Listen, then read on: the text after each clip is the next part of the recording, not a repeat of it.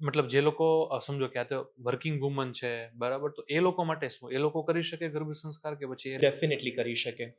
C જે આ 15 વર્ષ 16 વર્ષ દરમિયાન અમે અભ્યાસ કરતા ગયા, અલગ અલગ પ્રકારના માતાઓ સાથે સંપર્ક થયો, એમાં અઢળક કેટેગરીઝ આઈડેન્ટિફાઈ થઈ. પહેલા આપણને એમ જ લાગતું હતું કે હાઉસવાઈફ અને વર્કિંગ મધર બે જ કેટેગરી હોઈ શકે, પણ એવું નથી. હાઉસવાઈફ, વર્કિંગ બે કોમન કેટેગરી છે. પછી પ્રેગ્નન્સી દરમિયાન બેડરેસ્ટ વાળી મધર્સ પણ એક કેટેગરી બની જાય છે, કારણ કે ઘણી બધી માતાઓને પેલ્વિક નાના મોટા ઇશ્યુઝ આવી જાય છે.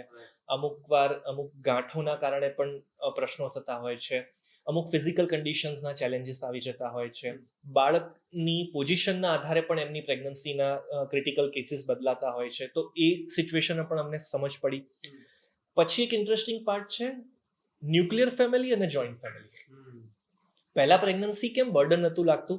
જોઈન્ટ ફેમિલીમાં હતા, બધાનો સહકાર મળતો, સલાહો મળતી, સપોર્ટ મળતો, નીકળી જતી ગાડી. હવે 70% 60% કેસીસમાં ન્યુક્લિયર ફેમિલી જોવા મળે છે. રાઈટ? ગામડામાંથી શહેરમાં આવ્યા, શહેરમાંથી મેટ્રો સિટીઝમાં ગયા. ઇવન હવે તો ઇન્ડિયા બહાર રહેનારા પરિવારોની પણ સંખ્યા વધી છે. તો એ લોકોના અલગ ચેલેન્જીસ આવે છે, કારણ કે એ લોકોના ટાઈમ ટેબલ પણ બદલાઈ જાય છે. આપણી દિવસ છે, એમના રાત છે. એટલે અમે આ બધી જ કેટેગરીઝને આઈડેન્ટિફાઈ કરી અને દરેક માટેના સમાધાન શોધ્યા. હવે મોબાઈલ એપ્લિકેશન દ્વારા ગર્ભ સંસ્કાર કરાવવાનો સૌથી મોટો ફાયદો શું થયો અમને? કે ટાઈમનો પ્રોબ્લેમ ખતમ થઈ ગયો. દરેક નોલેજના recorded lectures, audios, videos, reading material બધું જ અમે એપ્લિકેશનના ફોર્મેટમાં માતા પિતાને પીરસી દઈએ છીએ. એટલે માતાને જ્યારે ટાઈમ મળે ત્યારે પ્રેક્ટિસ કરી શકે. ઇન્ડિયામાં હોય કે અમેરિકામાં હોય કે કેનેડામાં હોય કે ઓસ્ટ્રેલિયામાં હોય, ડઝન્ટ મેટર. બિહારના કોઈ નાના ગામડામાં હોય કે પુણ્યામાં હોય, બંગાળમાં, ડઝન્ટ મેટર. એને ચિંતા કરવાની જરૂર જ નથી. હવે પ્રશ્ન ખાલી એ આવે કે સમય કેટલો કાઢવો પડશે આ માટે, રાઈટ? તો ગર્ભ સંસ્કારની આ તમામ પ્રવૃત્તિઓ કરવા માટે માત્ર 30 મિનિટનો સમય જોઈએ છે. રોજ 30 મિનિટમાં સંપૂર્ણ કાર્યક્રમ પતી જાય.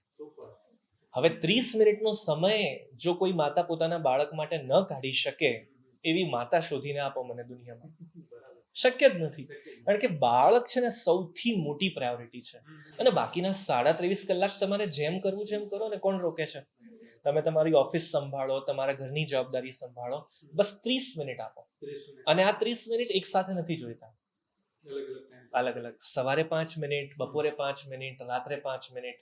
અને એક્ટિવિટીઝ કરવા માટે તમારે એક બંધ રૂમમાં બેસવું પડશે કે ધાબે જઈને બેસવું પડશે કે બગીચામાં જવું પડશે, એવા કોઈ પ્રોટોકોલ છે જ નહીં.